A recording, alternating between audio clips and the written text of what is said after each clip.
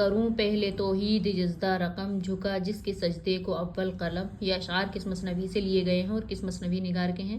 سحر البیان سے لیے گئے ہیں، میر حسن کے ہیں۔